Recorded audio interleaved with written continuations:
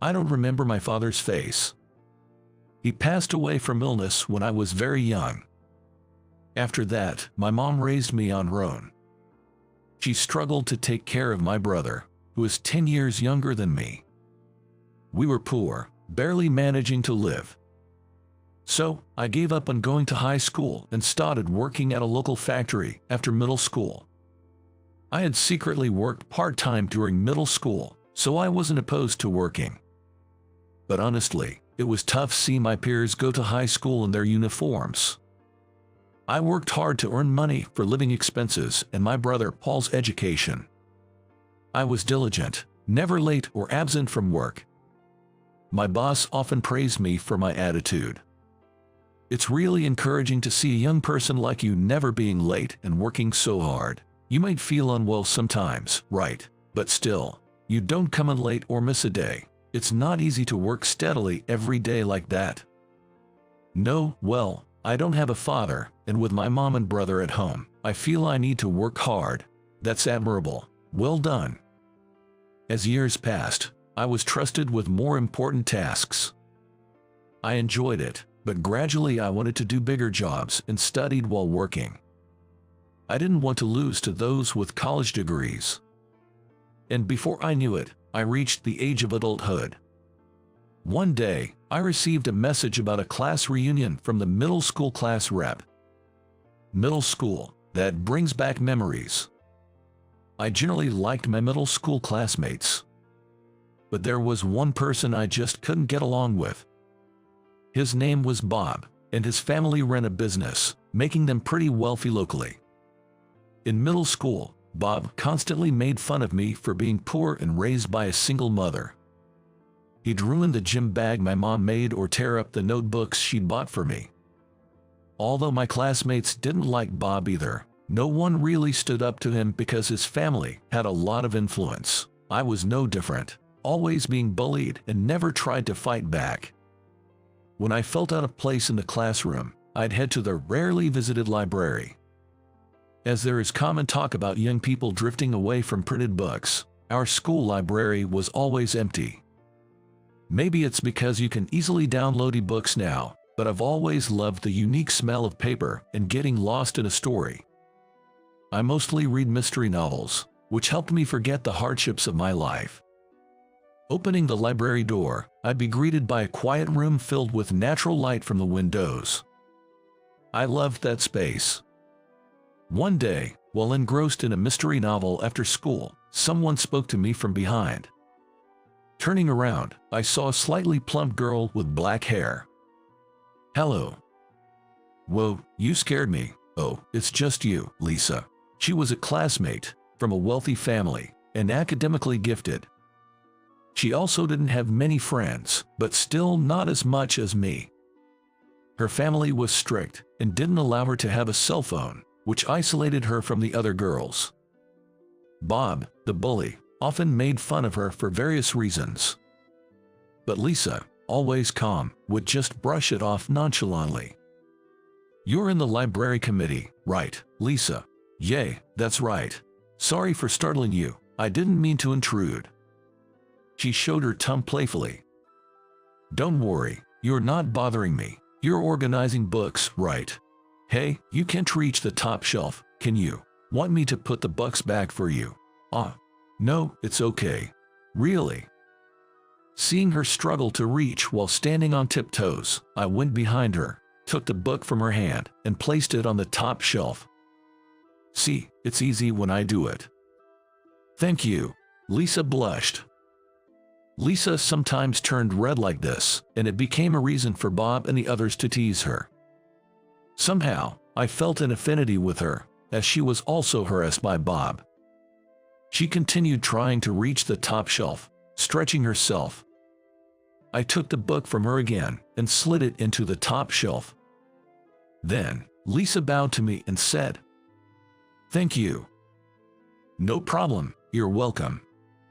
It's rare to be thanked by a classmate, so it made me kind of happy. Lisa, looking a bit shy, suddenly offered me a book. "Here, if you like, give this a read. It's my recommendation. Just came in, so it's still new and clean." Lisa smiled warmly. It was the mystery book I had been curious about. Huh? Lisa, you like mysteries too? Yeah, surprised. Let me know what you think when you're done. Then, I got a stamp on my library card at the counter. During my boring middle school days, the only noteworthy episode was my interaction with Lisa. As we talked more in the library, I realized she also felt left out in the classroom. Two outcasts in the class, perhaps just licking each other's wounds. But still, every time I met her in the library during breaks or after school, my heart felt healed. I wonder how everyone is doing. It's been a while. Wanting to see my classmates again, I decided to attend the reunion.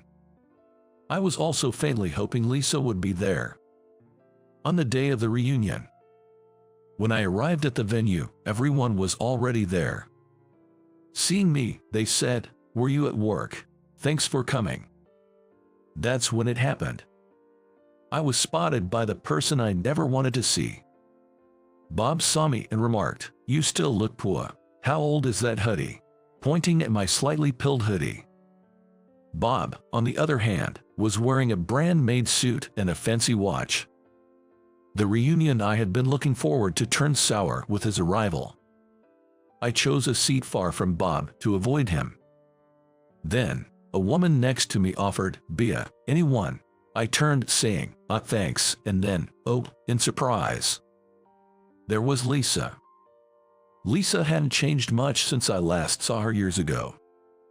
After middle school, she went to a private school, while I started working in a factory, so we hadn't met since. She greeted me with a polite smile, "Long time no see." I awkwardly replied, "Long time no see." We then enjoyed chatting with classmates while sipping drinks.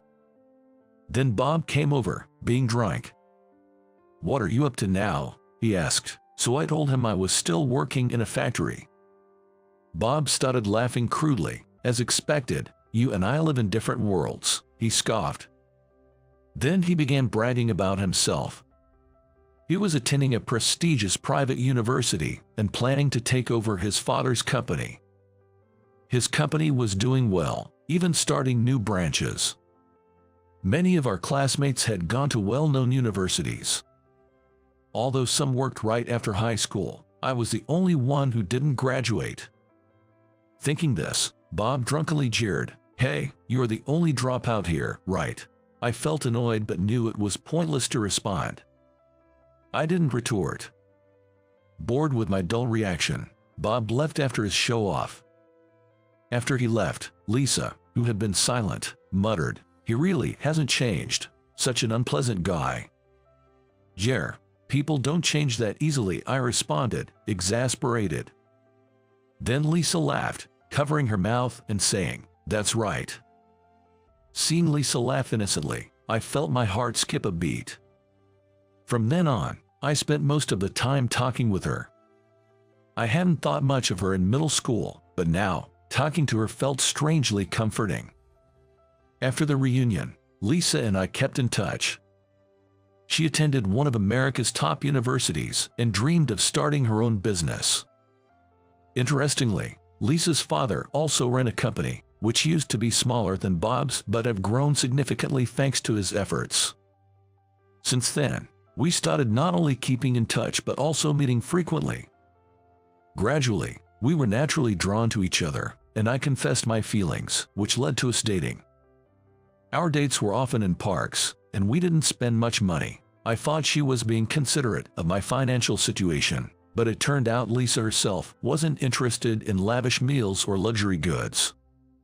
I think that modesty is one of her best qualities.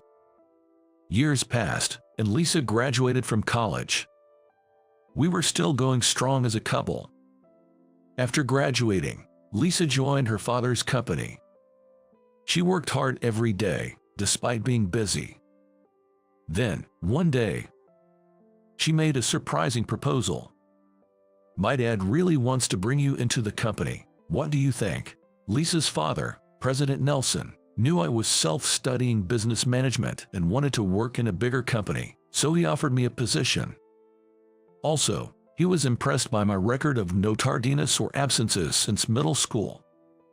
Apparently, Lisa's company had trouble retaining new employees, who often started with enthusiasm but later missed work for trivial reasons. I immediately accepted Lisa's invitation. I felt sorry for leaving my old job, but my former boss encouraged me, saying, "Go for it if that's what you want. We're all rooting for you." Soon, I joined President Nelson's company as a new employee, working alongside Lisa. Their office work was different from the factory, and initially, I made many mistakes. But my colleagues, all kind people, patiently taught me. About a year later, as I was getting used to the job, an unexpected person visited the company. "I'm here from Map Trading. Thank you for your having us." "Wait, Bob." It was a classmate from middle school. "Why are you here?" Bob exclaimed, forgetting the presence of the president. He seemed to know the company was run by Lisa's father, but didn't expect me to work there. Bob looked worn, and his suit was slightly shabby. It seems that Bob has visited this company to negotiate a deal. Bob had been entrusted with the negotiations by his father, the president of his own company. President Nelson coldly told him, "Who are you to address my employee that way?" The staff gave Bob disapproving looks. As if Bob thought it was a bad idea, he immediately said, "I apologize for what I've said. We were old friends," and bowed his head, but President Nelson frowned. President Nelson knew about Bob's past disdain towards me, probably told by Lisa. Despite this, he had invited Bob for his persistence in business outreach, willing to do business if he sensed sincerity. I guess he wanted to separate his work and personal feelings. But Bob's blunder led to him being quickly dismissed. "Excuse me," Bob said as he left. After he left, President Nelson muttered, completely out of place, making Lisa and me burst into laughter. Later, I heard a rumor that Bob didn't become president, replaced by a more competent employee, leading to his fallout with his father and quitting his job. Frustrated by the situation, Bob broke off relations with his father and started working at a different company. However, he couldn't stand working under someone else and quit soon after. I don't know the details about his life after that, but it didn't seem like he was living well. Hearing this story made me feel relieved. As for Lisa and me, we continued our relationship smoothly. When we had been together for exactly 5 years, I finally proposed to her. Though I couldn't afford an expensive ring since I was still supporting my family and my brother's education, Lisa teared up and said thank you, holding my hand and saying, "Let's be happy together." Many people blessed our marriage, including my mother, brother, and everyone from the factory I used to work at. I was filled with gratitude. President Nelson told me, "I want to ask you to continue to take care of Lisa," which made me feel tense. Thus, we submitted our marriage registration and became husband and wife. We're now preparing to start a business together. We plan to create a space like a library filled with our favorite mystery novels. I expect we'll face many challenges ahead, but I'm sure we can overcome them together with Lisa. I vowed in my heart to be happy with my beloved Lisa.